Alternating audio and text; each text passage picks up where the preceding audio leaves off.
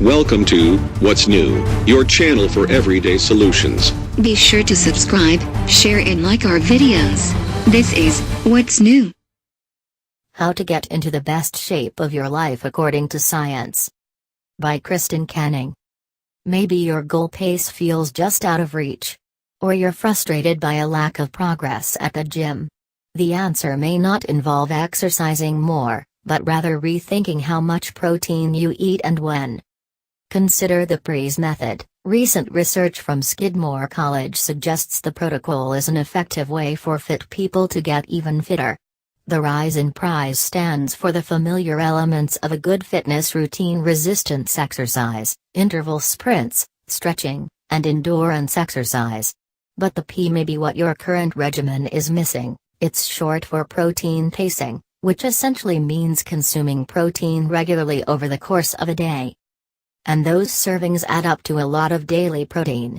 The recommended dietary allowance for the average woman is 46 grams. But protein pacing involves consuming as much as 120 grams in a day. In two studies published in the last year, exercise scientist Paul Arciero and his colleagues followed a total of 50 physically fit men and women between the ages of 30 and 65 for 12 weeks. All of the participants performed the same RISE exercise routine, and consumed the same number of calories per day. But half the participants practiced protein pacing and the other half did not. At the end of the trial period, the researchers found that all the participants showed improvement in measures of fitness, but the protein pacers had greater gains than the control group. These findings support prior research by Arciero and his team on overweight people.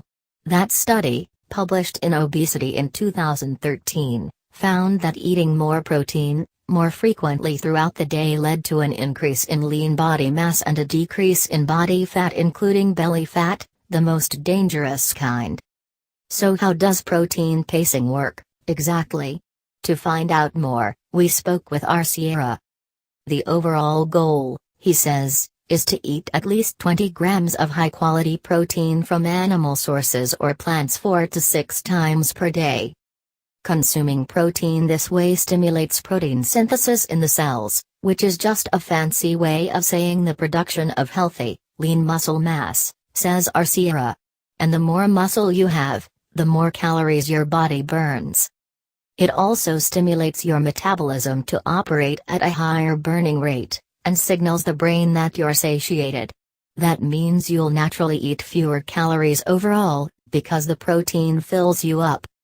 Here, he shares a few tips to help you get started. 1. Have your first serving within 30 minutes of waking up. And your last serving right before bedtime. The key is that you space out your servings evenly over the course of the day. 2. Learn to eyeball 20 grams of protein. If you're having animal protein such as chicken, fish, or beef, you should eat a serving the size of your flat palm, about 3 to 4.5 ounces, says Arciero. For plant protein like lentils, quinoa or beans, help yourself to a serving the size of your fist.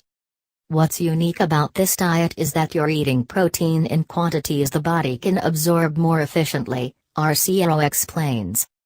3. If you're trying to lose weight, eat even more protein.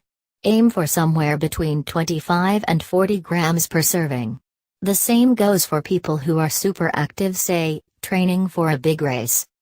4. If you're going to exercise, eat a protein serving right before or after your sweat session.